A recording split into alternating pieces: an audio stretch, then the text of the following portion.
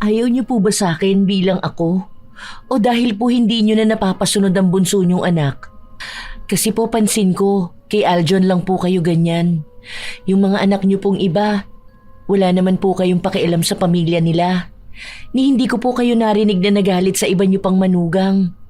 Hindi kayo nagsiselos na mas matagal nilang nakakasama ang mga anak niyo. Halos 2 beses sa isang taon lang po nila kayo nakikita, pero ayos lang po sa inyo. Ang sa bunso niyo po, palagi niyong nakikita, tapos parang palagi niyong pinapamukha sa akin na magkalaban tayo sa pagmamahal niya. Hindi ko naman po siya inaagaw sa inyo. Ngayon, ikaw naman ang may drama dyan? Ay sus, bait-baitan ka pa dyan kahit na nasa loob naman ang kulubo. Hindi ako nagkakamali na kapag kayo na lang ng anak ko ang magkasama, kung ano-anong kasiraan ang sinasabi mo sa kanya tungkol sa akin. Tandaan mo ito, babae ka. Hindi mo makukuha ang anak ko. Siya pa rin ang bunso ko at dapat palagi siyang malapit sa mama niya. Noong bata yan, hindi niyan kayang nalalayo sa akin. Palagi siya umiiyak kapag wala ako sa tabi niya. Alam ko na ganun pa rin siya, pero ikaw lang ang pumipigil sa kanya para umuwi sa akin. Kaya kahit na anong ipaliwanag mo, hindi kita pakikinggan kasi buwisit kang babae. Minsan, iniisip ng mga biyanan na naaagawan na sila ng atensyon at puwang sa buhay ng kanilang mga anak sa oras na magkaroon na sila ng pamilya. At iyon ang nararamdaman ni Dolores na siyang magiging dahilan upang sumapi siya sa kadiliman na isa rin naman siya sa maghihirap. Makakawala pa kaya ang isang tao sa sarili niyang damdamin? O kasabay siyang hihilahin ng ugali niya papunta sa kadiliman? O ito anak ko, baunin mo to. Huwag kang magpapalipas ng gutom mo ha. Baka magkasakit ka pa. Ang aga mo namang nagpunta sa bahay, ma. Di ba dapat nagpapahinga ka sa inyo? 5:00 pa lang po, oh. Maaga talaga akong gumising kasi nga naisip kong magluto para naman may baunin ka.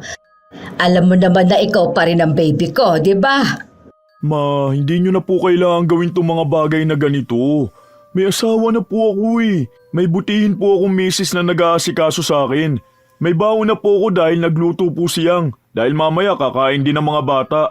Kaya po dapat nagpapahinga po kayo sa bahay nyo, ha? Paano naman pala itong niluto ko para sa'yo? Ano, hindi mo na to kakainin? Siguro, mas nasasarapan ka na sa luto ng asawa mo, ano? Para sa akin ang pangit ng timpla niya eh. Kaya nga ako nagluluto dahil noong bata ka pa, paborito mong luto ko, hindi ba? Ma, paborito ko pa rin naman po ang luto nyo. Pero po kasi nag-effort din naman po ang asawa ko eh. Maaga rin po siyang gumigising para po mag-asikaso sa amin ng mga bata. Saka masarap pa rin naman po ang luto nyo at gusto ko pa rin. Ang iniisip ko lang yung kalusugan nyo. Ilang taon na po kayo oh. Sana naman magpahinga na rin kayo. Kasi kawawa naman kayo eh. Simula bata pa lang kami, wala ka na ibang ginawa kundi asikasuhin kami. Ngayon po, may asawa at anak na po kami, ha? Sige. Ipakakain ko na lang pala ito sa mga bata. Sige po ma, papasok na po ako. Bunsong anak si Aljon at 5 silang magkakapatid. Hindi naman nakatira sa malayo ang kanyang mga kapatid pero siya ang malapit sa ina. At bilang bunso, siya ang paborito nito. Palagi namang nasa bahay nila si Dolores, lalo na't may dinadalaw rin siyang mga apo. Ang problema ay hindi sila nagkakasundo ng kanyang manugang. Nang araw din na yun, nasa bahay lang ni Aljon si Dolores dahil walang pasok sa paaralan ang mga bata. 2 ang apo niya kay Aljon at maliliit pa ang mga ito. Gusto niya na sa kanya lang din ang atensyon ng mga bata, kaya gusto niya na palaging makasama ang mga apo. Ma, gusto niyo po ba ng tinapay? Bibili po sana ako sa bakery ngayon eh. Merienda po. Tinapay ang ipamimerienda mo sa mga apo ko? Opo sana ma. Gusto kasi nila yun eh. Lalo na kapag lalagyan ng itlog na palaman o kaya hotdog. Ano ba naman ang ipinapakain mo sa mga apo ko? Hindi. Ako na ang magluluto ng merienda nila. Sandali lang ha, ginataang mais ang iluluto ko. Kung alam ko lang saan ang hindi ka magluluto ng merienda nila, ginawa ko na kanina. Hindi na po, Ma. Ayaw po ng mga bata ng ganyan. Hindi yan. Alam ko na kapag ang lola nila ang nagluto, gugustuhin nila yan. Baka maging paborito pa nila at hanap-hanapin. Kung gusto mong kumain ng tinapay, siya, bumili ka ng para sa'yo. Basta ako ang magluluto ng pagkain ng mga bata. Hinayaan na lamang ni Yang ang kanyang biyanan na gawin ang gusto nito. Dahil kapag kinontra niya, alam niyang lalaki lamang ang gulo. Hindi rin naman nagpapaawat si Dolores kapag may nais siyang gawin. Noong oras na para magmerienda ang mga bata, dinala ni Dolores ang niluto niyang ginataang mais sa sala kung saan naroon ang mga apo niya. Tama na muna yung paglalaro ninyo mga apo. Tara na, kumain na tayo. Umupo ka rito sa tabi ni kuya mo. Nang makita ng mga bata ang niluto niya, umayaw ang mga ito at sinabi sa kanya na hindi nila gusto ang ganong pagkain. Bakit naman? Luto ito ng lola nyo. Dapat kainin nyo to. Masarap to. Sige na, subukan nyo na. Noong bata pa ang papa nyo, ito yung madalas niyang i-request sa akin. Talagang ayaw ng mga bata. Ang gusto nila ay yung ginagawa palagi ng kanilang ina.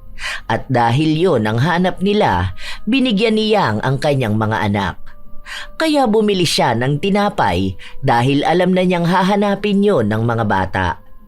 Dahil sa ginawa niya, nakaramdam ng inis si Dolores. Pakiramdam niya ay mas mahal ng mga apo niya ang kanilang ina, kaya nagseselos siya. Nang silang dalawa na lang ni Yang ang naiwan, sa kanya ito kinausap. Dapat hindi ganun ang ginawa mo sa mga bata. Parang sinasabi mo sa kanila na huwag nilang bigyan ng pansin yung paghihirap ko para lutuan sila. Dapat pinilit mo silang kainin yon dahil yung mga anak ko nga gusto yon. Sinabi ko naman na po kasi sa inyo na ayaw nila yun. Kilala ko po ang mga anak ko, Ma. Parang sinabi mong hindi ko sila kilala. Parang nararamdaman ko tuloy na mas gusto ka pa nila kaysa sa akin. Yung anak ko, ganun din. Parang ayaw niya na sa mga luto ko Kinukuha mo yung atensyon nila. Ma, hindi ko po kinukuha. Dahil sa akin naman po talaga yun. Wala naman pong issue kung gusto niyo pong mapalapit sa mga apo niyo. Kasi gusto ko rin naman po yun. Pero sana po maintindihan niyo na iba po ako bilang ina nila. Iba rin po kayo bilang lola nila. Hindi po ibig sabihin na mas mahal nila ako hindi na po nila kayo mahal. Hay ewan ko! Paepal ka lang sa pamilyang ito Dapat wala ka na lang Kinuha mo na nga ang atensyon ng anak ko. Gusto mo sa'yo na lahat. Makauwi na nga! Bakas ang halong inis sa pagtatampo ni Dolores. Hinayaan na lamang ni Yang ang kanyang biyanan dahil alam niyang ganun talaga ang ugali nun. Inaasahan na rin niyang mamaya lang ay pag-uusapan na nila yon ng kanyang asawa. Dahil magsusumbong ito kay Aljon. Ipinamigay na lang ni Yang ang ginataang mais dahil wala namang kakain ito sa kanila. Nagtabi lang siya para sa kanyang asawa. Sa paglipas ng mga araw, palagi pa ring nakikipagkumpitensya sa kanya ang biyanan. Kapag naroon si Aljon, halos ayaw nitong magkasama silang dalawang mag-asawa. Isang araw, habang nasa hapagkainan silang pamilya, nagkwento si Aljon tungkol sa kanyang trabaho. Dapat lang awayin mo ang mga yon. Wala pala silang kwenta. Kung ako lang makakapunta dyan sa trabaho mo, aawayin ko talaga ang mga yon. Dapat hindi ka nila ginaganyan. Hindi naman po ganun kalala, Ma. Mas malala pa rin yung mga katrabaho ko noon. Pero dito sa bago kong trabaho, maayos sila. Medyo may mga nakakairingan lang. Dapat hindi ka magpapatalo, ha? Kahit magsuntukan pa kayo sa opisina ninyo. Hindi naman pwede yung ganun, Ma. Basta mahal, wag mong gagawin yun, ha? Wag ka makikipagtalo sa kanila. Dahil baka makasira lang yun ang pangalan mo. Mamaya hindi ka pa makuha sa ibang kumpanya kapag nalaman nila na yun ang dahilan kaya ka natanggal sa trabaho. Hindi ko naman talaga gagawin yun. Ayoko rin ng gulo. Mabuti naman, kasi nakakatakot din sa panahon ngayon. Baka may mag-abang pa sa'yo sa labas. Kung talagang sobra na sila, magsabi ka lang sa HR nyo para ma-report din yung mga bully. Napangiwi na lamang si Dolores habang nakikita niyang mas sinasang-ayunan pa ng kanyang anak ang asawa. Naiisip niya na pati ang impluwensya niya sa anak ay naaagaw na rin ng kanyang manugang. Hindi kumibo si Dolores, kahit nakausapin siya ng anak ay para siyang bingi. Mabilis din naman yung napansin niyang kaya kinausap niya ang kanyang asawa. Baka nagtatampo si Mama dahil sa usapan natin kanina. Kaya nga yun nga rin ang naiisip ko. Suyuin mo na lang, baka sumama pa ang loob niya. Mamaya kasi sa akin na naman magalit yan. Alam mo naman ayoko maging toxic tong pamilya natin. Mamaya ko na siya kakausapin kapag ihatid ko na siya pauwi. Hindi ko rin alam kung bakit naging ganyan na si Mama Sobrang matampuin. Baka kasi tumatanda na rin siya. Tapos mag-isa lang siya sa bahay nila, di ba? Kamamatay lang ni Papa nung nakaraang taon, kaya parang hanggang ngayon nagluluksa pa rin siya. Intindihin mo na lang. Basta kausapin mo na lang siya tapos ipaintindi mo sa kanya yung sitwasyon. Lalo na yung sa atin na may asawa ka na, kaya may ibang babae na talaga sa buhay mo. Hindi lang siya nag-iisa. Salamat sa pag-unawa mo, mahal. Pasensya ka na Ikaw ang palaging stress kapag nakakasama mo si Mama. Hindi naman siya ganyan sa mga asawa ni na Kuya Dahil ikaw kasi ang favorite niya. Saka siguro dahil bunso ka. Hayaan mo na. Maiintindihan din naman ni Mama tong nangyayari. Kahit na ang hirap unawain ni Dolores, nilalawakan niyang ang kanyang isipan para lang unawain ang sitwasyon. Kahit na noong magkasintahan pa lamang sila ni Aljon, pansinan niyang ayaw sa kanya ng biyenan. At naiinis din ito sa kanya noong nagpakasal sila. Naaalala pa niya noong sinasabi sa kanya ni Dolores na inagaw niya si Aljon at ngayon ay ilalayo na niya ito ng tuluyan. Hindi na lamang yon pinansin niyang dahil ang gusto niya lang ay maging maayos sila ng kanyang biyenan. Ilang araw pa ang nakalipas, nagpunta na naman si Dolores sa bahay ni na Aljon pero wala ang mga bata. Nasa bahay po sila, sinundo sila ni Papa kanina. Bakit ipinasama mo naman ang mga apo ko? Dapat ikaw ang sumama sa mga magulang mo, hindi yung mga bata. Ano? Gusto mo na side mo lang magiging close sa mga bata, ha? Hindi naman po sa ganon, Ma. Isang beses lang naman po yun sa isang buwan. Minsan nga po ang tagal pa ulit bago dumalaw doon ng mga bata. Mas madalas niyo po silang kasama. Saka po, gusto ko na close sila sa pamilya ko at sa inyo po. Wala naman pong awayan dito, Ma. Sus! Gusto mo lang siguro na may kakampi ka. O tapos ano na susunod? Pati yung anak ko magiging close na sa mama mo, ha? Tapos ano na ako sa buhay ng anak ko? Ma, alam ko po na may problema lang po kayo kaya po ganyan kayo mag-isip. Pero gusto ko lang pong sabihin sa inyo, wala rin naman pong problema kung magiging malapit ang asawa ko sa mama ko dahil tanggap at mahal din naman po siya. Kita mo na? Ayan, ganyan talaga ang plano mo. Ang ilayo sa akin ang anak ko. Ay, naku talaga. Sa oras na malaman kung mas mahal na niya ang pamilya mo, magwawala talaga ako. Dapat nga mas mahal ako ng anak ko kaysa sa'yo. Ako ang nagduwal sa kanya. Ako rin ang nagpalaki sa kanya. Mas matagal niya akong nakilala kaysa nakasama mo siya. Naku, hindi ko naman po inaagaw ang asawa ko. Kahit naman po kanino kayo magtanong, normal naman po na mahal ng mag-asawa ang pamilya na binuo nila kaysa sa pamilyang kinalakihan nila. Ngayon sinasabi mo na dapat itakwil na ako ng anak ko, ha? Walang hiya ka, ha? Ay, hindi po, Ma. Puro ganyan na lang. Makakarating to sa anak ko. Itong kabastusan mo sa akin. Umalis din agad si Dolores matapos niya yung sabihin. Hindi na nagsumbong pa siyang sa kanyang asawa dahil ayaw niyang dagdagan pa ang sakit ng ulo nito sa kanyang trabaho. Hanggang sa dumating ang isang gabi kung saan nanatili si Dolores sa bahay ng kanyang anak. Doon siya makikitulog sa kabilang kwarto lang. O sige na, mag-good night na kayo kay Lola. O JJ, yung paa mo, hugasan mo agad bago ka umiga sa kama nyo ha. Baka bukas niyan marumi yan sa pinyo. Kapapalit lang ng mama nyo. Good night mga apo ko. Sweet dreams. Sige na mahal, pasok na ako sa kwarto. Ang sakit kasi ng likod ko eh. Sige, sunod na ako. Hilutin na lang kita. Ikaw ma, okay ka na ba sa kwarto mo? May kumot ka naman po ron? O bakit? Hindi ka ba matutulog kasama ako? Noong bata ka pa ganoon ang gusto mo.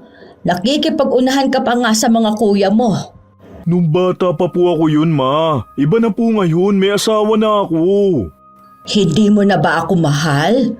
Ano ka ba naman ma? Siyempre po mahal kita kasi ikaw ang nanay ko eh. Ikaw ang unang babaeng minahal ko. Pero ngayon po, sana maintindihan nyo na iba na ang sitwasyon nating lahat. Kahit naman po ang mga anak namin, minsan nga nakikipag-unahan sila kung sino ang makakatabi ng mama nila. Pero alam po namin na kapag tumanda na sila at nagkaroon na ng kanya-kanyang pamilya, iba na po magiging sitwasyon. Ganun po ang gusto kong malaman nyo rin. Ewan ko. Basta ang alam ko lang, sa sobrang pagmamahal mo dyan sa asawa mo, nakakalimutan mo na ako. Siya na lang palagi ang gusto mong makasama. Yung luto niya ang palagi mong hinahanap. Pati mga anak niyo, siya ang gusto. Sige na, matutulog na akong mag-isa sa higaan. Dati naman nung hindi mo pa yan nakikilala hindi ka naman ganyan. Sa sama ng ugali ng babae na yan, akala niya makukuha niya lahat. Huwag ka na pong magtampo ma. Mahal po kita. Huwag ka mag-alala, hindi po yun magbabago. Kahit na anong paliwanag ni Aljon, kita pa rin ang tampo ng kanyang ina. Mabuti na lamang ay maunawain ng kanyang asawa, kaya kahit na ganon ang ugali ng kanyang ina, hindi naging dahilan ng kanilang awayan. Pero ayaw naman ni Aljon na palagi na lang uunawa si Yang. Kaya kahit na sumasama ang loob ng ina, siya na mismo ang kumakausap dito. Isang beses pa, anibersaryo ng mag-asawa, wala ang mga bata dahil pumasyal muna sa mga magulang ni Yang. Silang dalawa lang ang naiwan sa bahay at paalis na sana sila nang dumating si Dolores. Oh, bakit bihis na bihis naman kayo? Saan tayo pupunta? Hindi ba lang ako nakapaghanda? Nasaan ang mga bata? Nasa kabila ang mga bata ma. Lalabas kami niyang kasi anniversary namin ngayon. Ganun ba? Pwede bang hintayin niyo ako? Magbibihis lang ako. Pasensya ka na po ma, pero hindi ka po kasama eh. Hayaan niyo, uuwihan ko na lang kayo ng pagkain. Kaming dalawa muna sana. Hindi na po kasi kami nakakapag-date ng kami lang talagang dalawa eh. Madalas kasi nakasama namin ang mga bata. I-date mo ang asawa mo. Tapos ako hindi mo malang inaaya kung bain sa labas. Niyaya naman kita nung nakaraan ma. Di ba po kumain tayo nun bago ka umuwi? Sa lugawan lang yun eh. Tapos yung asawa mo ilalabas mo yan sa mamahaling kainan. Unfair naman sa akin kapag ganun. Bakit kapag siya, okay lang na maglabas ka ng malaking pera. Hindi naman po kami kakain sa mamahaling restaurant pa. Sa coffee shop lang kami. Magkakape lang naman pala kayo tapos ayaw mo akong isama. Sige, ayos lang. Diyan ka na lang sa asawa mo. Sana, sumaya kayo na lumabas nang hindi man lang akong inaalala. Hindi na nakahabol ng salita si Aljon dahil agad na ring umalis ang kanyang ina. Nakonsensya naman si Yang, kaya sinabi niya sa asawa na sunduin na lang nila ang kanyang ina para kumain sila sa labas. Pero ang sabi lang sa kanya ni Aljon, pwede naman silang lumabas ng ina sa susunod. Dahil ang araw na yon ay espesyal na para lamang dapat sa kanila. Kaya mas pinili ni Aljon ang kanyang asawa. Masaya silang dalawa. Dahil kahit na paano ay nakapagpahinga rin si Yang sa mga bata. Pero kahit na ilang araw na ang nakalipas, hindi pa rin nakakalimutan ni Dolores ang araw na yun at palagi niyang sinasabi. Lalo na kapag silang dalawa lang ni Yang ang nasa bahay. Ma, gusto niyo po bang magkape? Titimplahan ko po kayo. Tignan mo, kapag ako magkakape, yung 3-in-1 lang ang ipaiinom mo sa akin. Samantalang ikaw, nililibre ka ng anak ko doon sa tig 200 na kape. Yun po ba ang gusto nyo, Ma? Mag-order na lang po ako. Hindi na, ayoko. Wala akong gana. Oh, ano yan? May bago kang relo? Ah, opo. Regalo po sa akin ni Aljon. Bakit ikaw diregaluhan niya ng ganyan tapos ako wala? Hindi naman pwede yung ganyan. Sasabihan ko na lang po siya. Bigay niya po to nung anniversary po namin. Ikaw, ang dami mo nang nakukuha sa anak ko. Kaya mo ba siya pinakasalan dahil sa galante siyang mamigay, ha? Hindi naman po ako materialistic na tao, Ma. Hindi ko naman po hinihiling kay Aljon tong mga binibigay niya sa akin eh. Kapag nga po gumagastos siya para sa akin, sinasabihan ko siya na wag na niyang gawin. Sa halip, ipambili na lang ng pagkain namin. Dapat, kapag meron tayo, meron din ako. Kung anong ibibigay niya sa'yo. Masigit dapat ang sa akin dahil ako ang ina. Siguro, nilalason mo ang utak ng anak ko para sasabihin mo sa kanya na wag niya akong bibigyan. Yung ugali mo talaga, ano? Ma, wala po akong sinasabing ganyan sa asawa ko. Wag mo nga akong tatawaging mama dahil hindi kita anak. Pinakasalan ka lang ng anak ko pero hindi mo pa nakukuha ang loob ko kaya hindi pa kita tinatanggap. Okay, sige po Dolores. Kakausapin ko na lang po ang anak nyo para naman po ibigay sa inyo yung mga gusto nyo at wag na po akong bibigyan ng kahit na ano. Ang bastos mo para tawagin ako Dolores! Hindi ko naman po kayo maintindihan. Ayaw nyo pong tawagin kayong mama. Pero ayaw nyo rin po ng pangalan nyo. Lahat na lang po ng gagawin ko palaging mali para sa inyo. Dahil maling-mali ka para sa anak ko. Isa lang ang ibig sabihin nito. Ayoko sa'yo! Ayaw nyo po ba sa akin bilang ako? O dahil po hindi nyo na napapasunod ang bunso nyong anak?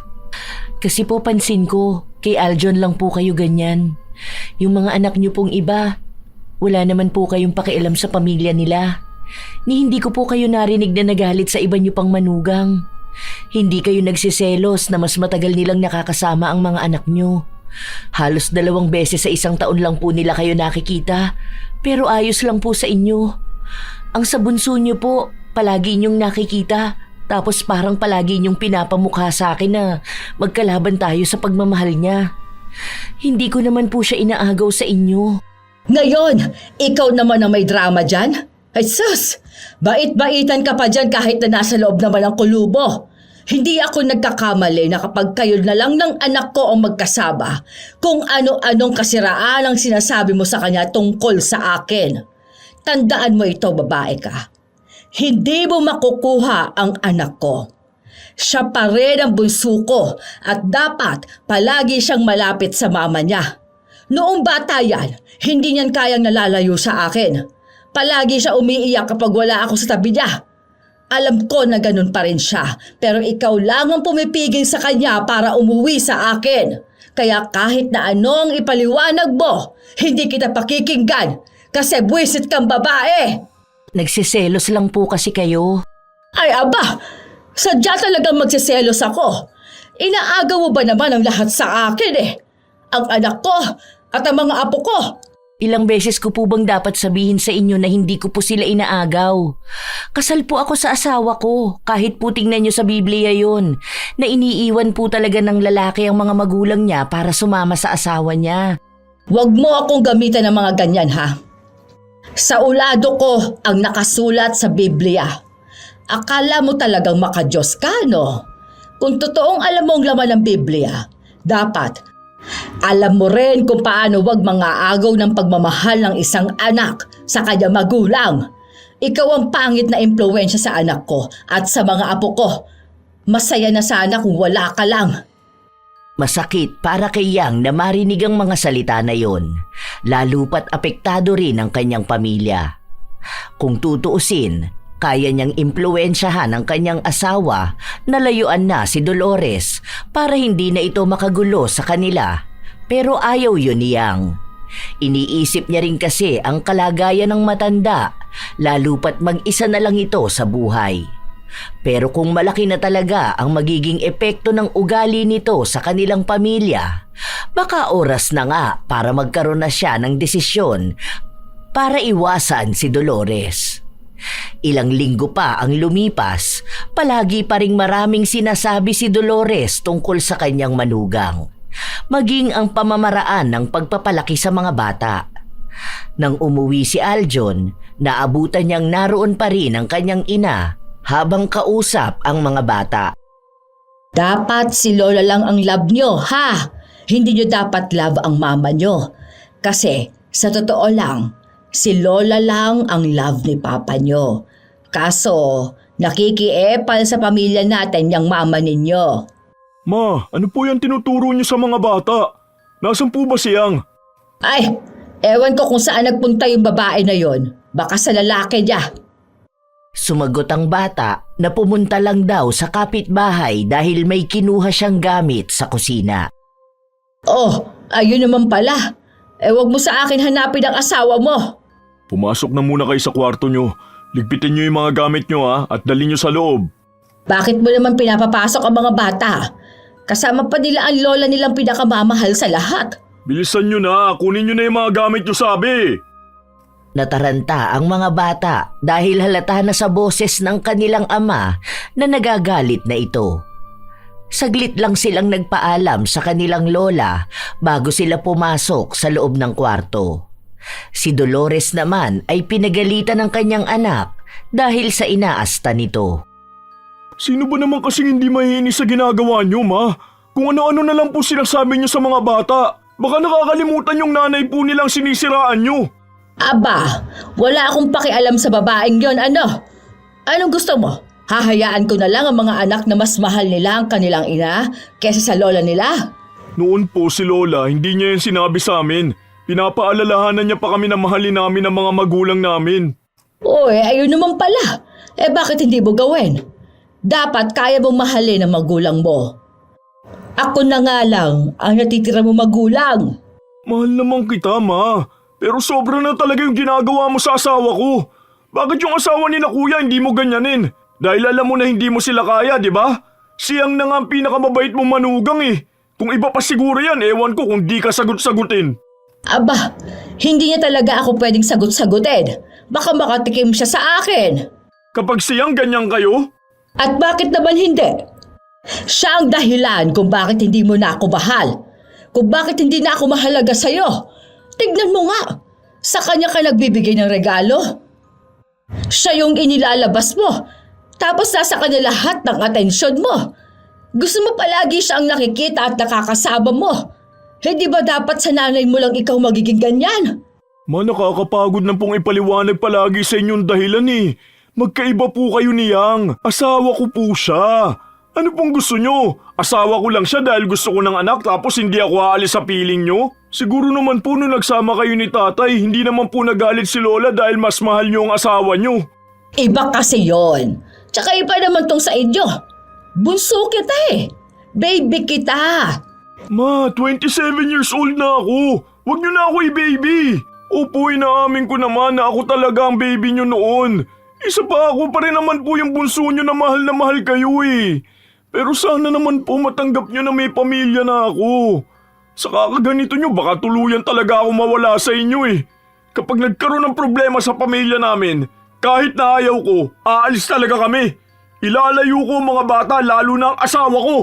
Hindi mo ba nakikita na nagsiselos ako? Hindi mo po dapat yan maramdaman, ma. Kung nakikita nyo lang din po kung paano ko kayong mahalin. Hindi ko naman po kayo pinababayaan, di ba? Basta huwag nyo na lang pong apihin ang asawa ko. Kawawa siya eh. Kahit na maayos naman sana ang pagpapaliwanag ni Aljon, hindi pa rin ito maintindihan ng kanyang ina. Mas lalo itong nagtampo sa kanya hanggang sa halos 1 linggo na itong hindi nagpupunta sa bahay nila. Dahil sa ganoong asta ng matanda, siyang na ang nag-aalala. Mahal, puntahan mo na kaya si Mama. Mamaya kung ano na nangyari sa kanya. Okay lang siya. Nakapagtanong na ako kay Kuya Lloyd. Nagpabigay kasi ako ng grocery. Bakit kasi hindi pa ikaw ang nagbigay sa kanya? Para sana makausap mo siya. Ano naman pag-uusapan namin ni Mama? Paulit-ulit lang naman siya sa sasabihin niya. Hayaan na lang muna natin. Baka nawiwili kapag sinusuyo eh. Nag-aalala kasi talaga ako sa kanya eh. Alam mo yun, matanda na kasi siya. Saka baka makasama pa sa kalusugan niya yung palaging nagtatampo. Yun din naman ang iniisip ko. Kaso si mama naman yung walang pakialam. Palagi kasi siya nagsiselo sa'yo eh. Ang liit na bagay lang naman. Kapag kasama kita ayaw niya kasi gusto niya siya lagi ang kasama ko. Pati nga mga bata pinagseselusan niya na eh. Wala sa hulog si mama. Baka nga kasi dahil feeling niya wala nang nagmamahal sa kanya. Palagi ko namang pinapadama sa kanya. Palagi ko rin sinasabi. Bakit kapag sina kuya okay lang lahat tapos sa akin hindi? Gets ko naman na hindi siya naging ready na magkaroon ako ng asawa. Pero sana naman tanggapin na niya. Hindi naman kasi ako mawawala sa kanya eh. Intindihin mo na lang ha. Ikaw na lang ang humingi ng tawad sa kanya. Bukas kausapin mo na siya. Kawawa naman kasi talaga. Hayaan mo, hindi naman ako nagmamadali na matanggap niya agad. Basta ginagawa ko ang lahat para maging maayos kami. Balang araw, makikita niya rin yun. Sana nga. Kasi ako yung nahihirapan. Parang gusto niya akong pumili sa inyong dalawa na dapat hindi naman ginagawa. Gusto ko rin naman na maayos na pamilya. Kaso sa sobrang matampuhin at selosa niya, mas madalas ko pa siyang suyuin kaysa sayo. Dahil sa sinabi ni Yang, humingi na lamang ng tawad si Aljon kung sakali man na may nasabi siyang nakasakit sa kalooban ng ina. Naging maayos ulit sila pero hindi pa rin naging maayos si Dolores sa kanyang manugang. Minsan pa ay inuunahan niya ito sa pagluluto dahil gusto ni Dolores na ang luto niya lang ang gugustuhin ng kanyang anak, katulad na lamang noong bata pa ito. Pati ang kanyang mga apo, gusto niyang sa kanya lang palagi ang atensyon. Kapag lumalapit sa kanilang ina, gumagawa siya ng eksena para sa kanya na lang tutuon hanggang sa isang gabi. Habang sabay-sabay silang kumakain, nabanggit ni Yang ang tungkol sa kanyang pamilya. Oo nga pala, nakapag-file na ako ng leave para dyan. 3 days tayo sa Baguio, di ba? Bakit sasama pa kayo? Pamilya lang naman niyang ang pupunta doon. Kasi po ma, pamilya ko po sila. Asawa at mga anak ko po. Saka baka po magtaka ang pamilya ko kapag ako lang po mag-isa. Baka isipin pa nilang nagbubuhay dalaga naman po ako. Mamaya mapalapit pa ang loob ng mga bata sa mga kamag-anak mo. Wala naman pong problema dun, ma. Lolo't lola naman po nila makakasama ng mga bata. Tapos yung mga tito at tita nila, may mga close din sila mga pinsan. Aba, ano yan? Magiging masaya kayo nang wala ako. Di ba dapat tayo rin may mga bonding? Meron naman tayo, ma. Halos araw-araw pa nga po eh. Ito minsan lang. Saka kapag umuwi si na kuya, di ba? Nagbabanding din tayo. Kung gusto niyo po, pwede naman po kayong sumama. Wala naman po yung problema sa pamilya ko. Parang ipinapakita nyo ngayon sa akin na doon kayo magiging masaya eh. Ano? Tapos ako, araw-araw ninyong nakakasama, hindi nyo man lang nakikitaan ng halaga. Nakakatampo yung mga ganyang ginagawa ninyo. Hindi nyo nalang kasi sabihin sa akin kung doon kayo mas masaya. Ma, malamang pamilya rin po namin yun. Dahil pamilya yun ang asawa ko eh. Kita mo na, may iba ka ng pamilya. Siguro, mama na rin ang tawag mo sa nanay niyang asawa mo. Kasi yun naman po ang dapat. Tapos hinahayaan yung mga apo ko na tawagin nilang lolo't lola yon. Dapat ako lang ang lola nila. Paano kung mas mapamahal ang mga bata doon, ha? Paano naman ako? Ito na naman tayo eh. Simpleng bagay na naman kung saan-saan na naman mapupunta. Tapos magtatampo na naman kayo sa akin na kesyo kung sino-sino ang inuuna ko. Minsan na nga lang to eh. Anong minsan dyan? 3 araw na kayo lang ang nagkakasama, tapos masasaya pa kayo. Kaya nga po sinasama kayo kung gusto nyo. Hindi na. Sige na, kayo na lang ang magpakasaya doon. Total, yun naman ang gusto ninyong pamilya, hindi ba? Sige na, kalimutan nyo na lang ako. Uuwi na ako. Hindi pa sila tapos kumain, pero umalis na rin kaagad si Dolores. Hindi na siya pinigilan ng anak dahil baka kapag nagtuloy-tuloy ang usapan nila, magkakaroon na naman ng awayan. Dapat masaya lang ang magiging usapan nila dahil gusto ni Aljon na igala ang kanilang mga anak. Yun pa naman ang unang beses na makakapunta ng Baguio ang mga bata. Nang matapos na silang kumain, nasa kusina lang ang mag-asawa. Tinutulungan ni Aljon si Yang na magligpit. Mahal, huwag na lang kaya tayong sumama. Sabihin ko na lang kay mama na may gagawin kasi tayo. Hindi na, nakapagpaalam na ako sa trabaho eh. Kayo na lang ng mama mo ang lumabas. Isama mo mga bata. Ayoko, anong gagawin ko? Iiwan kita? Hindi na. Nagsabi na tayo kay mama na pupunta tayo. Naghihintay sila sa atin tapos yung mga kapatid mo alam nila na makakasama tayo. Paano naman si mama mo? Tumuloy man tayo o hindi, magtatampo pa rin yun. Lalo na lahat ng bagay nakikitaan niya ng tampo. Noong nakaraan nga lang na sinubukan kita ng pagkain, nagselos na siya. Gusto ko rin muna makahinga sa katoksikan niya. Mamaya kasi magalit na naman yun. Alam mo naman yun, kahit na matagal nang nangyari, naku talagang ibabalik niya pa rin ang topic. Ang hirap kasi sa totoo lang eh. Napapagod din ako manuyo. Sana naman malaman ni mama sa sarili niya na hindi na maganda yung inaasa niya. Ano ba naman yun, di ba? Pati yung pamilya mo pagseselosan niya pa. Hindi nga ako nagkaroon ng selosang asawa. Meron naman akong selosang ina. Nakakapagod. Nakakaubos. Stress na ako sa work, stress pa ako sa kanya. Pinagpilitan ni Aljon na tutuloy sila sa plano. Walang magbabago kahit na hindi pa siya pansinin ng kanyang ina.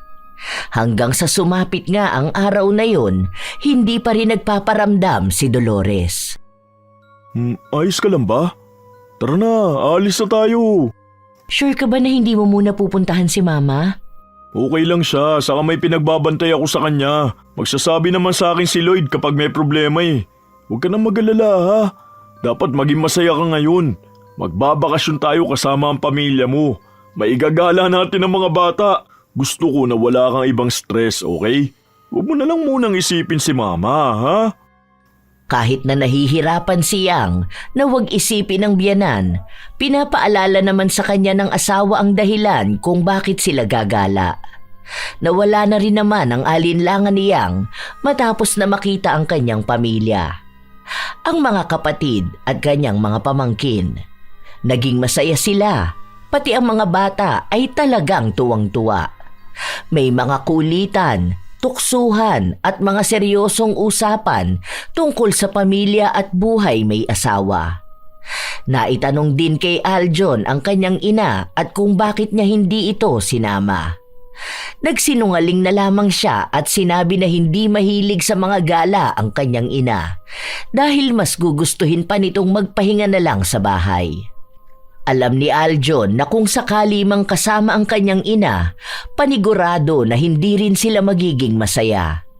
Dahil gugustuhin lang ni Dolores na sa kanya ang atensyon ng anak at dapat pabayaan niya ang kanyang asawa. Pangalawang gabi nila sa tinutuluyan nilang bahay sa Baguio, ginising ng panganay nilang anak si Yang at nagpapasama ito na magbanyo. Nang pabalik na sila sa kwarto, napainda si Yang ng sakit para bang may naapakan siyang matalim na bagay. Patingkayad siyang naglakad papunta sa kwarto at doon niya lang tiningnan kung ano ang natapakan niya. Mahal, gumising ka nga saglit. Ano nangyari? Pwede bang patanggal tong bubog sa paa ko? Maliit lang eh, pero ang sakit kapag inaapak ko. Hindi ko kasi matanggal. Sandali, tutukan mo na ilaw. Saan ka ba nabubog? Ang sabi ko naman sa'yo magsuot ka ng tsinelas kapag lalabas ka, di ba? Ang hirap tanggalin. May tsani ka ba dyan? Yung may dulo sana para matanggal natin.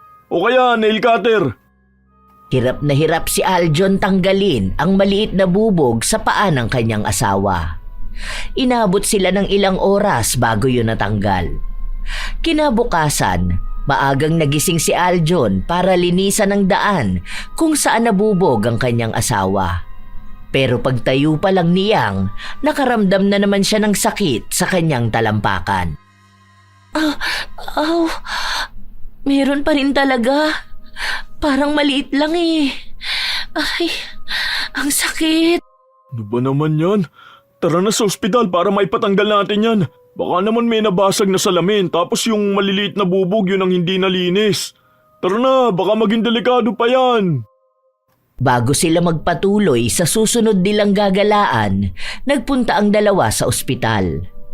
Maraming nakuhang bubog sa talampakan ni Yang. Maliliit, kaya hindi masyadong nakikita. Ilang oras pa ang hinintay nila bago sila lumabas. Dahil hindi masyadong makalakad si Yang, hindi sila masyadong gumala. Madalas na nakaupo lang siya. Kaya yung dalawang bata kasama ng mga lolo't lola nila. Okay ka lang ba talaga? Gusto mo bang magpahinga na lang muna? Huwag na kaya tayong gumala. Kumikirot kasi. Baka dahil sa pagtanggal kanina ng mga bubog. Ang sakit eh. Hindi ko alam kung may naiwan pa ba dahil kapag umaapak ako may bumabaon pa. Ang sabi, nalinis naman na. Patingin nga ako. Nang silipin ni Aljon ang talampakan ng asawa, napansin niya na may mga bubog ulit. Maliliit nga lang ito at hindi napapansin. Dahil sa nangyari, bumalik sila sa ospital. Nangangamba si Aljon na baka magkaroon ng impeksyon ng asawa dahil nga sa bubog, lalo na kapag nagtagal ito. Nang masigurado na malinis na nga ang talampakan ni Yang, bumalik na rin sila sa bahay na tinutuluyan nila. Hinayaan na lamang nila ang mga bata na kasama ang pamilya ni Yang. Nang bilang na lang din ang oras, nakaramdam naman ng mas malalang sakit si Yang. Ah! Mahal! Mahal, ano nangyari sa'yo? Parang nahihiwa ang talampakan ko. Sobrang sakit. Patingin nga ako. Bakit malaking bubog naman tong lumalabas sa paa mo? Sandali, kukuha ako ng alkohol. May napakan ka ba ulit? Hindi pa naman ako tumatayo. Sobrang sakit. Naiyak na lamang si Yang matapos nahugutin ng kanyang asawa ang bubog. Dalawa yun, malaki at sa magkabila niya pang paa. Awang-awa naman si Aljon, lalo pat nakikita niyang hirap na hirap ang kanyang asawa.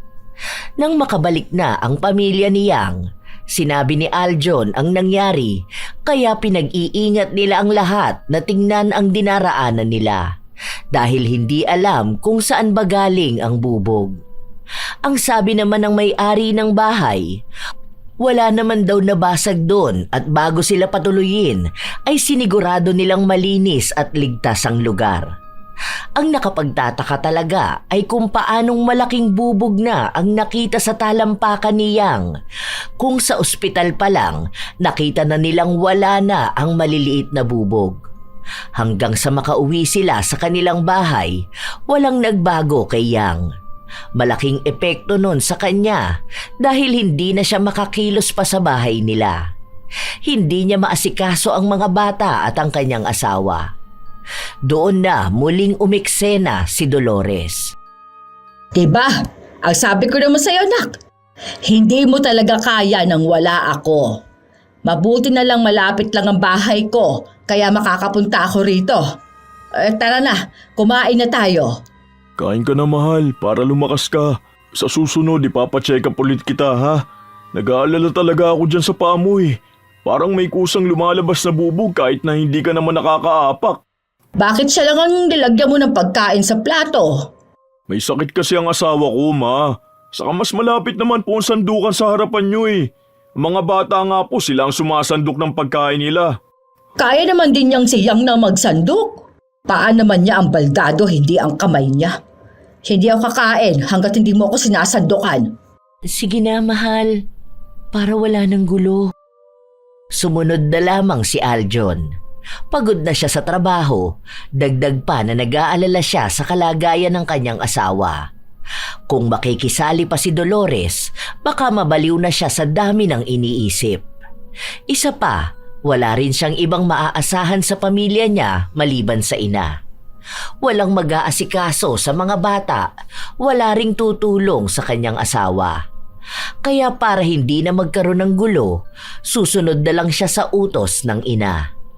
Ilang linggo pa ang lumipas, walang nangyayari sa kalagayan ni Yang. Nanghihina na rin siya, nangangayayat. Para bang gusto na niyang sumuko kung hindi niya lang din nagiging lakas ang mga anak niya at ang asawa. Isang umaga, maagang nagising ang mag-asawa dahil sa sakit na nararamdaman niya. Ayoko na. Ang sakit talaga. May malaking bubog na naman. Ano ba to? Bakit naman ganito? Hindi kaya may gumagawa na ng masama sa'yo? Ganito yung mga kulam o barang, di ba? Hindi ko alam. Basta, sobrang sakit. Sandali nga lang. Magtatanong ako mamaya kay mama kung saan pwede magpatingin na albularyo kapag ganito. Sinabihan lang ni Dolores ang anak na huwag silang magpapaniwala sa mga kulam at barang. At ang albularyo daw ay hindi naman tunay na manggagamot. Baka raw gaba na ang nararanasan ni Yang dahil sa pagiging sakim niya sa pagmamahal ni Aljon at ng mga bata. Ayaw na lang makipagtalo ni Aljon kaya hinayaan na lang niya ang ina. Sa iba na lang siya nagtanong at kung may kakilala silang albularyo na pwede nilang lapitan. Isang hapon, maagang umuwi si Aljon.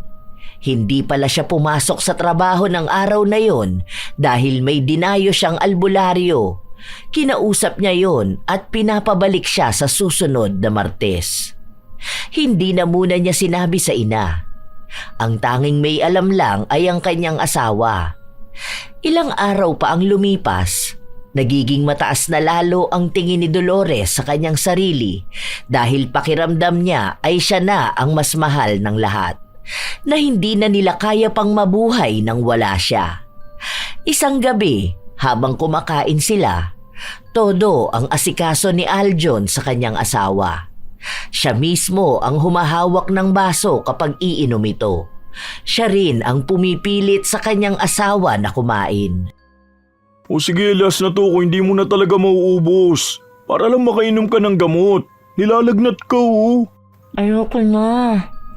Hindi ko na maubos itong mga habibig ko. Last na talaga to. Sige na mahal. Tignan mo, nangangayayat ka na. Hindi ka na kasi kumakain eh. Bakit puro na lang asawa mong inaasikaso mo? Para namang hindi mo ako nakikita rito sa bahay oh. Napapagod din naman ako. Tapos ang palagi ko nalang naririnig kung kumusta ang asawa mo. Siya na lang palagi. Ma, intindihin niyo naman po ang kalagayan ng asawa ko. Hindi niyo po ba nakikita na bumagsak na ang katawan niya? Ni hindi siya makalakad. Tapos kahit anong oras sumasakit ang paa niya. Hindi siya nakakapagpahinga na maayos. Tingin mo ba ako nakakapagpahinga ng maayos, ha? Hindi ko alam bakit ganyan ka dyan sa babae na yan. Wala na nga yung naitutulong sa pamilya niyo eh. Tapos kung alagaan mo yan, akala mo talagang malaki ang ambag sa buhay niyo. Gusto ko na matulog. Please lang. Pigil na ang inis na nararamdaman ni Aljon.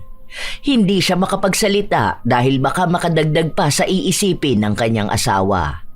Kaya ayaw niya ng gulo sa loob ng bahay nila dahil siyang lang ang maaapektuhan. Kaya nang makatulog na ang asawa, lumabas si Aljon para kausapin ang kanyang ina. Sa akin ka pa ngayon maiinis, ha?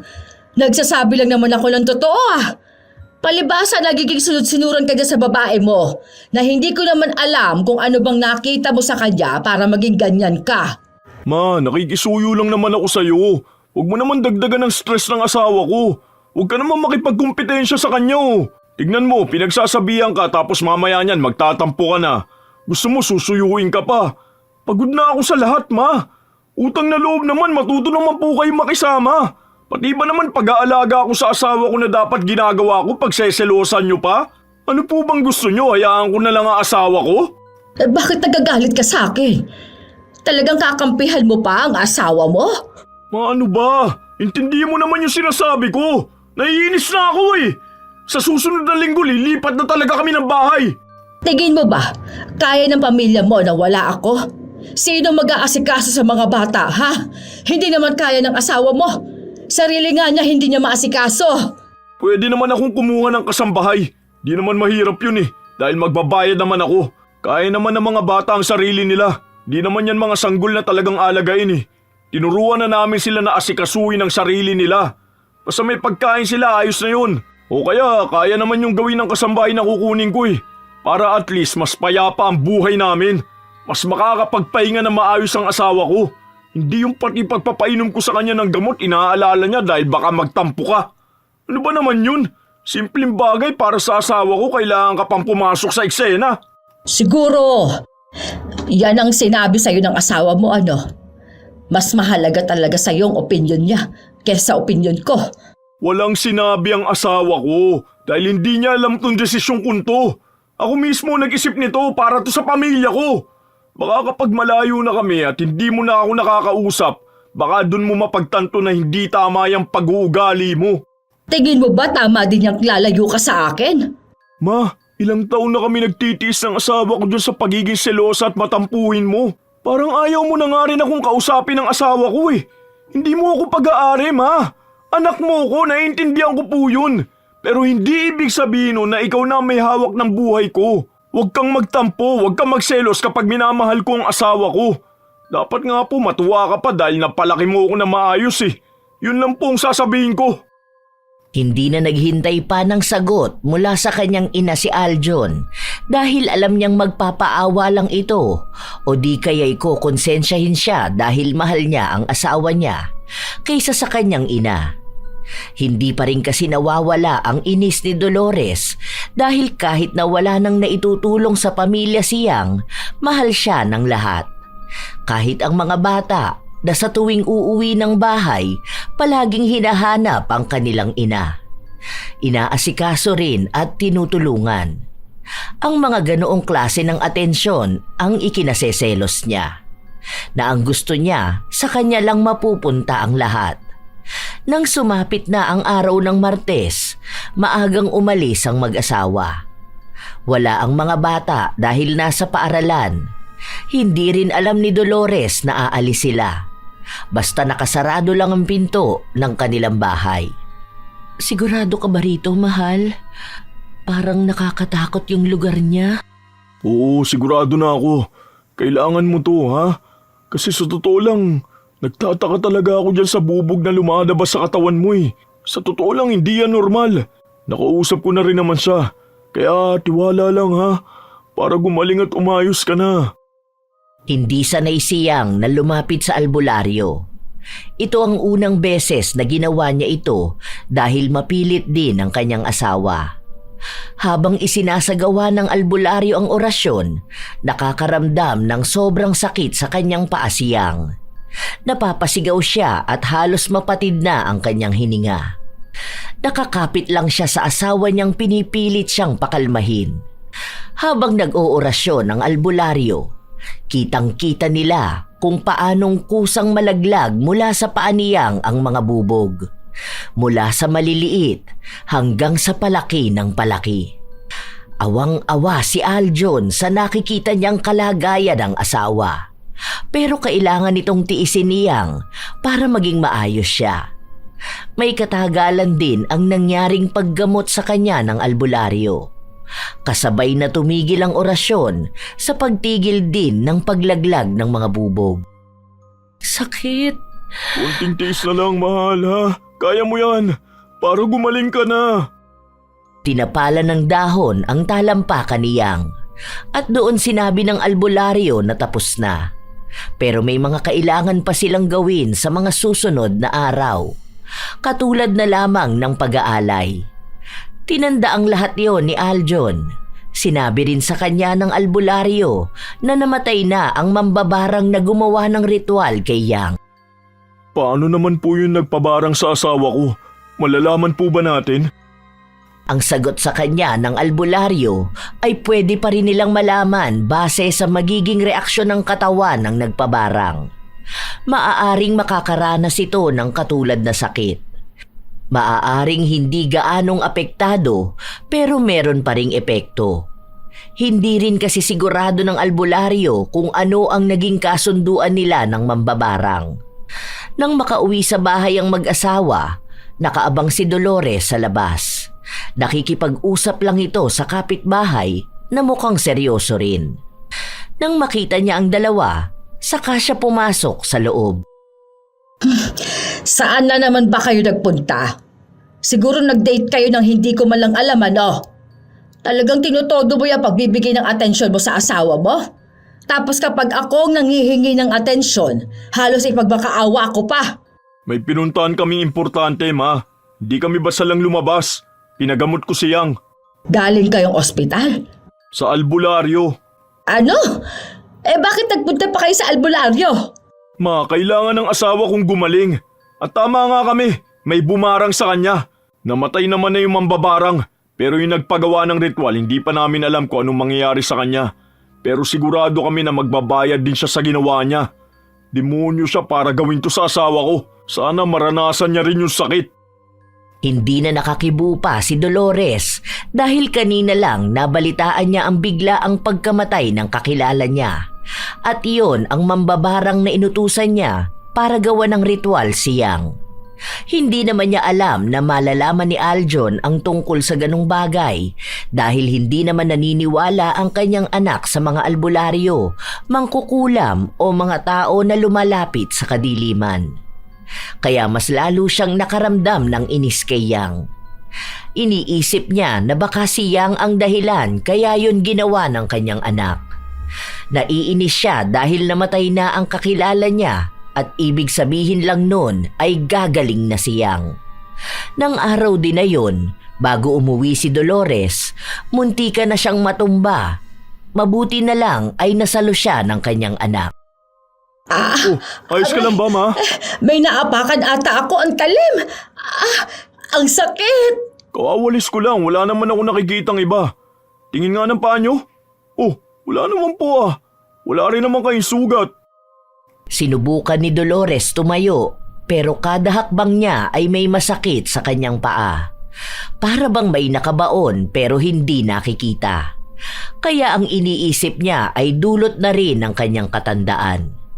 Pero nang manggaling sila sa ospital, wala namang nakita. Wala namang problema ang buto niya sa paa. Dahil hirap na siyang maglakad, nagpasya muna si Aljon na sa bahay na lamang muna nila titira ang ina. Pero ayaw ni Dolores na maging baldado kaya pinipilit niya ang sarili. Habang tumatagal na hindi siya nakakalakad, si Yang naman ay gumagaling. May sugat pa rin sa paa si Yang, pero kahit na paano ay nakakalakad na siya.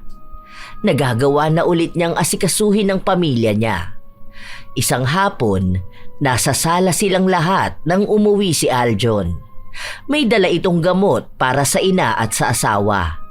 Pinalitan niya rin ang gasa na nasa paa ni Yang. Siya mismo ang naglinis at pansin niyang gumagaling na ito. Wala na ring bakas na may naiwan pang bubog. Kapag sa asawa mo, inaalala mo ang paa niya.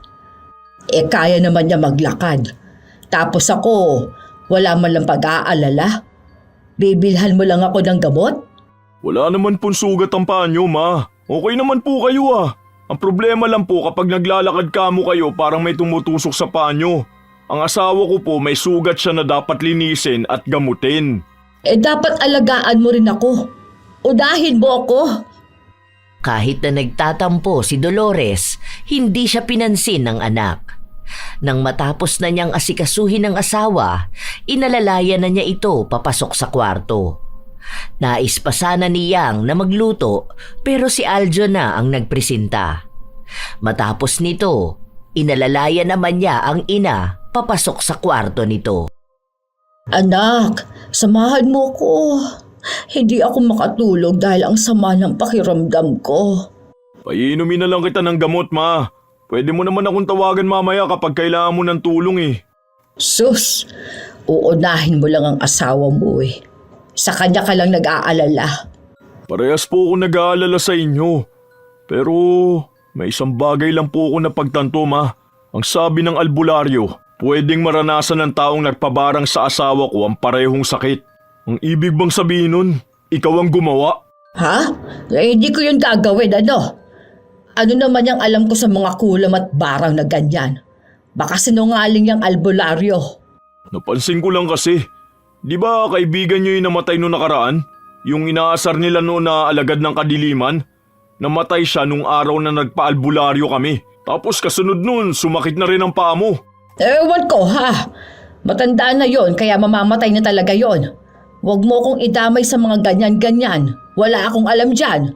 Sana nga po, ma. Kasi hindi ko na po alam ang magiging tingin ko sa inyo sa oras na malaman kung kayo ang dahilan ng paghihirap ng asawa ko.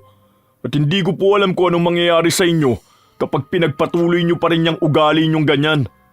Mahal ko po kayo dahil kayo ang ina ko.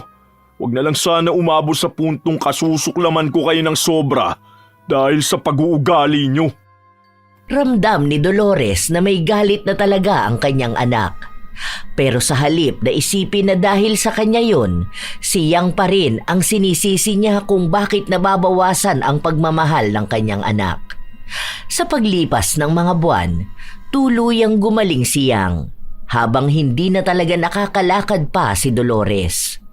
Ang manugang na lamang niya ang nag-aasikaso sa kanya. Ma, kain na po kayo. Hindi ba sasabay sa akin ang mga apo ko? Kumain na po sila eh. Bakit hinahayaan mo kumain sila lang hindi ako kasabay? Ano? Ikaw ang sinabayan ng mga apo ko, ha? Talagang papansin ka, ano? May sakit na nga ako. Gusto mo pang ipadama sa akin na hindi na ako mahalaga sa buhay ng mga apo ko? Hindi naman po sa ganon, ma. Kanina pa po kumain ng mga bata. Hindi ko rin po sila nakasabay dahil nagluluto po ako noon. Ngayon pa lang din po ako kakain. Inuna ko lang po kayong dalhan. Ayoko. Hindi ako kakain hanggang hindi ako sinasabayan ng mga apo ko. Ilalapag ko na lang po to sa lamesa kung sakali po na magutom kayo. Talagang hahayaan mo akong magutom, ha? Sasabihin ko to sa anak ko. Noong ikaw ang may sakit, hindi naman kita pinapabayaan, di ba? Hindi rin naman po kita pinapabayaan, ma. Ito nga po, nagdala po ako ng pagkain nyo. Tapos humahanap ako ng paraan paano kayo gagaling. Kung pinapabayaan ko kayo, wala po ako rito. Wala po akong bitbit na pagkain nyo. Sana po hinayaan ko na lang kayong gumapang palabas ng kwarto para lang maghanap ng makakain nyo. Pero hindi naman po, di ba? Hindi lang po kayo nasabayan ng mga bata, nagtatampo na kayo. Hindi ko po palaging nakakasabay kumain ng pamilya ko. Minsan ako lang mag-isa. Minsan kami lang ng mga bata dahil maagang pumapasok si Aljon. Kapag gabi, uuwi ang asawa ko, tulog na ang mga bata. Tapos na rin akong kumain, kaya si Aljon na lang ang kakain. Pero wala naman pong issue sa amin. Magkaiba kasi tayo. Mapagmahal kasi ako sa pamilya ko. Kaya gusto kong palagi namin nararamdaman na mahal namin ang isa't isa. Siguro, hindi gano'n ang mga magulang mo sa'yo. Noong wala pa po kaming mga asawa, ganyan po si Mama. Pero ngayon po na may mga pamilya na kami, bibihira na lang po yung mangyari. Pero wala pong narinig si Aljon sa mga magulang ko na nagtatampo sila dahil madalas na kami ang magkasama. Kasi po, naiintindihan nila na may asawa na ako. Yun po sana ang maintindihan nyo. May sariling pamilya na po ang anak nyo. Alam mo, walang kwenta yung mga pinagsasabi mo kaya lumabas ka na. May kwenta po to, Ma. Kasi pati ako naaawa na sa asawa ko sa tuwing nahahati siya sa ating dalawa. Na hindi naman po dapat, di ba? Kasi po ako ang asawa, kayo ang ina. Ma, mas matanda po kayo sa amin. Mas may alam kayo sa buhay. Nirerespeto ko po yung pinagdaanan ninyo. Pero sana po, maging malawak naman po kayo sa pag-unawa. Kasi po, sa ginagawa niyong yan, sa halip na mas mapamahal sa inyo ang anak niyo, inilalayo niyo siya ng tuluyan. Lumabas na rin si Yang matapos niya yung sabihin. Pero mukhang walang pakialam si Dolores. Sa tuwing nakikita niya ang kanyang anak, palagi siyang nagpapaawa. Palagi siyang nagtatampo at nagseselos. Hanggang sa tuluyan na siyang hindi pinansin ng anak. Narinig na lang niyang nag-uusap ang mag-asawa at sinabi ni Aljon na kukunin na ng panganay nilang kapatid ang ina at sila na ang mag-aalaga sa kanya. Sobrang sama ng loob ni Dolores kaya hindi niya pinansin ang anak. Halos ayaw na rin niyang kumain dahil hindi na tulad ng dati si Aljon. Pagod na itong manuyo at magpaliwanag. Gusto na lamang nitong magkaroon ng tahimik at payapang pamilya. Walang awayan, walang lason sa samahan. Nang isang gabi, pumasok sa loob ng kwarto ng ina si Aljon. Sa susunod na araw pupunta na rito si kuya. Kaya dapat makaimpake na ako. 2 araw lang sila rito. Nagpabili na ako ng maleta para doon na lang ilalagay lahat ng gamit mo. Hindi ka man lang ba naaawa sa akin? Ha? Tingnan mo nga. Hindi na ako makalakad. Nangangayayat na ako. Bakit noon naman? Yung asawa mo todo ka mag-alala. Kapag sa akin wala na talaga Ina pa ba ang turing mo sa akin? Ina pa rin naman po. Pero yun ang napag-usapan namin ni kuya. Diba nurse naman ang asawa niya? Kahit na paano mas alam nilang alagaan ka. Kasi wala talagang makita dyan sa sakit nyo eh. Yung mga doktor wala, pero yung albularyo meron. Siguro ipinakulam na ako ng asawa mo dahil nagsiselos na siya. Dahil nakikita mo nang mas mahalaga ako kesa sa kanya. Kaya gusto na niya ako mawala Masaya na sana siya sa nangyayari sa akin. Nagtagumpay na siya dahil aalis na ako. Pinapalayas mo na ako. Walang kinalaman ng asawa ko, ma. Ikaw ang may gawa niyan sa sarili mo. Alam niyo po kung gaano kasakit sa akin nung nalaman kung kayo may kagagawan kung bakit naging ganun ang asawa ko. Nung una ayoko pa maniwala Kasi iniisip ko na baka kahit na paano may awa pa rin kay sa asawa ko. Sa ina ng mga apo nyo. Pero sagad na po pala yung kasamaan nyo. Para na rin kayong sumamba sa demonyo. Huwag nyo na itanggi, ma. Alam ko na po. Kaya nga po hindi kayo gumagaling, di ba? Kasi permanente na yan. Katulad ng permanenteng pagkamatay nung nilapitan yung mambabarang. Paano? Siya naman kasi ang may kasalanan. Tignan mo. Sumama na ang tingin mo sa akin. Tapos sa asawa mo, manghang-mangha ka. Ibig sabihin, permanente na akong hindi makakalakad, ha? Walang kinalaman ng asawa ko, ma. Ikaw ang may problema sa sarili mo. Kalaban mo mismo ang sarili mo. Ginagamit mo lang ang asawa ko para may masisi ka. Ma, tama naman na itong pagmamatigas nyo. Kasi lalo nyo lang pinapakita sa akin na wag na talaga kayong mahalin Kaya nakiusap na ako kay kuya kaysa naman abandonahin kita. Ayaw na kitang makita. Hindi ko na matiis na inaalagaan ng asawa ko ang taong wala namang pagmamahal sa kanya. Ayokong pahirapan ng asawa kong gawin ng lahat para lang tanggapin siya. Akong dapat pakisamahan ng asawa ko, hindi po kayo, ma. Mahal niyo siya o hindi, wala siyang dapat patunayan sa inyo. Dahil ako ang asawa niya. Mas kilala ko siya higit kanino man. Wala akong pakialam kung nagtatampo kayo o nagsiselos. Basta ako, ipaglalaban ko ang pamilya ko. Di ko kayo kakampi, ma. Dahil nung kinalaban niyo ang asawa ko, ibig sabihin lang nun kalaban mo na rin ako. Wala kang pagmamahal sa akin. Dahil mahal mo lang ang sarili mo. Bakit hindi mo muna ako intindihin? Hindi ka ba naaawa na hindi na ako makakalakad? Talaga bang wala nang pagmamahal sa akin ang bunso kong anak? Meron pang katiting, ma. Kaya nga hinayaan ko na si kuya na mag-alaga sa'yo Masama talaga ang loob ko. Kasi kahit nasabi ko na lahat, hindi mo pa rin ako maintindihan. Hindi ka na nga siguro magbabago, no? Kaya tama lang ang desisyon kong humiwalay at lumayo ka na sa amin. At huwag niyo na puntang kainauliting ipabarang ang asawa ko. Kung ayaw niyong habang buhay kitang kamuhian, natuluyan kong kalimutan na ikaw ang ina ko dahil wala akong inang sumasamba sa demonyo! Hindi na nakakibo pa si Dolores. Yun ang unang beses na nakita niya ang kanyang anak na ganon magsalita. Ramdam na ramdam niyang wala na talagang pag-asa pang maging maayos sila ni Aljon. Habang nasa bahay siya ng kanyang anak, hindi siya pinapansin. Ni hindi na siya kinakausap o kinikibo. Pero siyang inaasikaso pa rin siya. Ang manugang niya rin ang nag-impake ng mga damit niya dahil galit pa rin si Aljon. Ma, okay na po itong mga gamit nyo. Bale, itong mga nakalabas po yung gagamitin nyo rito habang hindi pa kayo umaalis ni kuya. Gusto niyo na talaga ako umalis, Yun na po ang desisyon ng asawa ko. Kinontra ko naman po siya pero siya pa rin ang nasunod. Baka po kapag nandito na yung panganay niyong anak, mapag-usapan niyo po ng maayos. Ikaw, hindi ka pa nagagalit sa akin? Bakit naman po ako magagalit? Wala na po sa akin yung mga nangyari. Ayoko po ng stress. Nasa inyo pa rin naman po kung anong iisipin niyo sa nangyayari. Sa ugali ko, sa mga sinabi ko, sa pagiging selosa ko. Dahil sa'yo ako galit. Kasasabi ko nga lang po na wala na sa akin yun. Sa ugali niyo pong pagiging selosa, yun lang po talaga. Pero iniisip ko na lang din po na baka kaya ganyan kayo kasi nga lahat na ng mga anak niyo may pamilya na. Napag-iiwanan na kayo.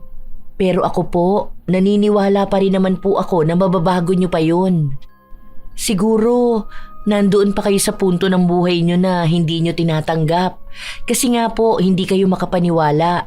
Pero kung magkakaroon po kayo ng pagkakataon na isipin yun, baka doon nyo po mapagtanto na may mali po talaga kayong gawa.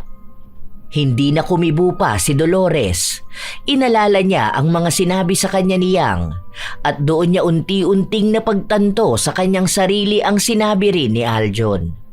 Nasobrahan siya sa pagmamahal sa anak kaya hindi niya naihanda ang kanyang sarili na darating ang araw na mawawala rin ito sa kanyang piling para bumuo ng sariling pamilya. Hindi niya nakita kung gaano rin kaswerte si Aljon dahil mabuting asawa si Yang. Kaso, huli na ang lahat dahil mukhang galit na talaga sa kanya ang anak. Nang dumating na ang panganay niyang anak, handa na si Dolores na sumama pero gusto niyang makausap ang kanyang anak. Si Yang ang unang pumasok sa kwarto niya para mag-abot ng pagkain. Anak, pwede ba kitang makausap? Gusto ko sanang makita si Aljon. Andyan ba siya? Ay, opo ma. Wait lang ha, lapag ko lang to. Tatawagin ko po siya.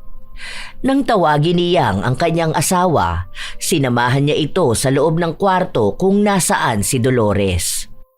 Mga anak, pasensya na kayo sa akin ha. Sorry Aljon kung dumagdag pa ako sa problema mo. Sorry din Yang kung isa pa ako sa iniisip mo. Pasensya na kayo sa ugali ko. Tama nga kayo na palaging sarili ko na lang ang iniisip ko. Huwag kayong mag-alala. Hindi ko ito sinasabi para hindi ako umalis. Sasama pa rin naman ako sa kuya mo, Aljon. Sinasabi ko lang ito dahil ayokong umalis na may sama kayo ng loob sa akin. Gusto ko pa rin kayong makasama paminsan-minsan. Sa ngayon, tama nga na bigyan muna natin ng panahon ang isa't isa para maghilom din yung sugat na dala ko sa inyong mag-asawa. Patawarin ninyo ako, mga anak ko. Para sa akin, ma, gusto ko po na makita kayong nasa maayos, lalo na po sa ugali nyo. Hindi nyo na po kailangan magselos dahil kahit hindi po namin na ipapahalata masyado, mahalaga ka po. Mahal ka po namin. Mahal ka po ng mga apo mo. Ay, salamat talaga sa iyo, anak ko. Alam ko namang mabuti kang asawa at ina.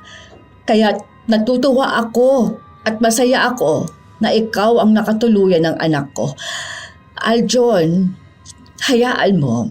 Hindi man sa ngayon, pero maghihintay ako ng kapatawaran mo. Totoo ito. Dahil mahal na mahal ko kayo. Sobra. Hindi na nakapagsalita si Aljon. Niyakap na lamang niya ang kanyang ina at iyon na ang isang paraan para sabihin niyang pinapatawad na niya ito at mahal na mahal niya. Bago sumama si Dolores sa kanyang anak, nagkaroon muna sila ng masayang salo-salo. May mga tawanan at masaya lang.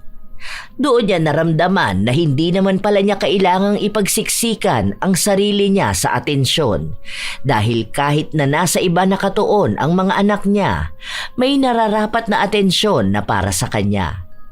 Doon niya nakita ang tunay na ibig sabihin ng masaya.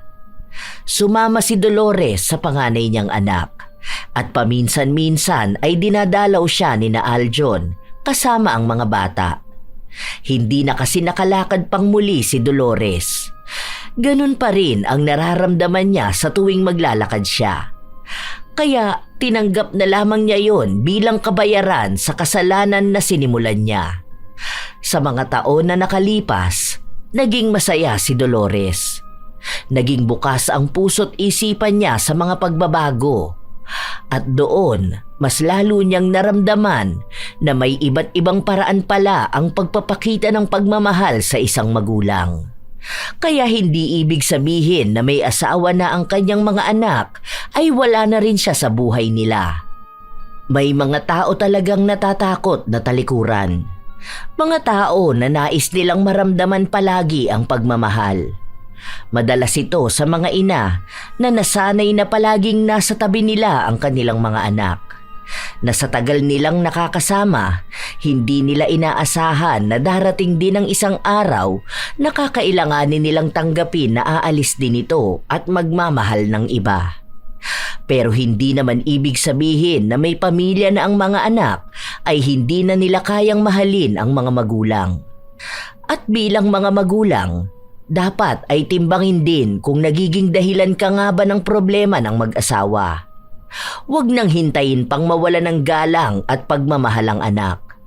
Dahil hindi sa lahat ng oras ay makakaya nilang intindihin ang mga maling gawain. Huwag rin maging dahilan ng paghihirap ng minamahal na anak. Huwag maging hadlang sa kanila, lalo na kung mabuti naman ang kanilang asawa. Sa halip, yakapin at tanggapin ang manugang bilang bagong bahagi ng pamilya. Sapagkat kapag pinili ng anak ang kanyang asawa, pinili niya rin ito maging kasama ninyo sa iisang tahanan ng pagmamahal. Ang selos ay unti-unting sumisira, ngunit ang pagtanggap ay nagbubuo ng mas matibay na ugnayan. Ang pagmamahal ng magulang ay hindi nababawasan kahit pumasok ang panibagong taong mamahalin ng kanilang anak. Ngunit nagiging mas busilak ito kung kaya nilang yakapin ang manugang bilang sariling anak.